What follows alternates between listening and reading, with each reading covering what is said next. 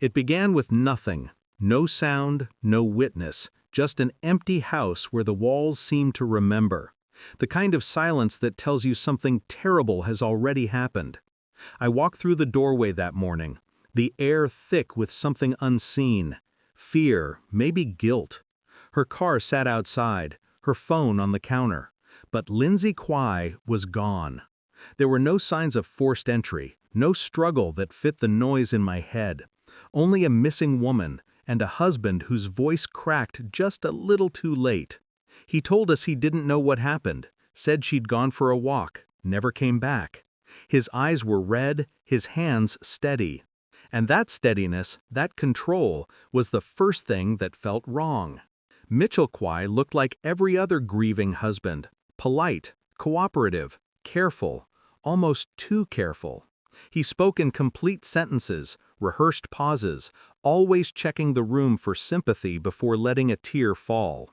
But real grief, it's messy. It doesn't wait for an audience. We searched the house, spotless. His phone wiped, his car freshly detailed. But one thing wasn't clean, his timeline. The security footage showed him leaving home twice that night, once more than he claimed. When asked, he called it a drive to clear his head. Then came the interviews. His in-laws described Lindsay as scared. She'd stopped answering calls, stopped smiling. She'd told her sister, "If something happens to me, don't believe it was an accident." I wrote that down, word for word, because instinct told me she already knew. 18 months passed, no body, no proof, just whispers and patience.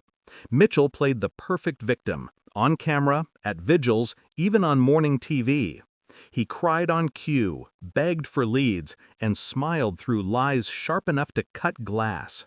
But beneath that charm, the story frayed.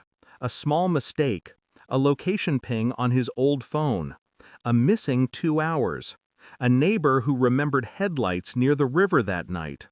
I watched him closely. Each interview, his control slipped, just slightly. The way he clenched his jaw when Lindsay's name was spoken.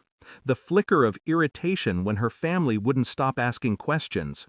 That's how guilt behaves. It hides in the microseconds between words. And I'd learned to listen to silence louder than speech. The breakthrough came quietly. A storm had shifted the riverbank miles downstream. Hikers found what we'd stopped hoping for, a fragment of truth, wrapped in fabric and time. DNA confirmed what the case had whispered for months. Lindsay Quai was never missing. She was murdered. When we told Mitchell, he didn't ask where or how. He only asked when we'd found her. That one word told me everything. We confronted him with the data, GPS traces, text inconsistencies, a friend's testimony about his violent temper. Still, he smiled, like he'd planned this ending too. But arrogance is its own evidence. He believed he'd buried her deep enough to stay untouchable. He was wrong. We arrested him on a gray morning. Rain washed the driveway where he'd once stood, crying for cameras. I watched him as we read the charges, calm, almost relieved, as if the performance was finally over. The interrogation room smelled of stale coffee and fear. For hours he denied it, deflected, smiled, until one photograph, the riverbank, the evidence, broke the mask. His face went blank, eyes glassy, like the truth had finally caught up to him. And then he said it, soft, detached, like he was reading from a script he'd rehearsed in his head. It wasn't supposed to go that far. No shouting, no tears. Just the quiet collapse of a man who'd lived too long inside his own lie. When the verdict came, the courtroom didn't cheer. Justice isn't loud. It's a whisper that fills the space left by loss.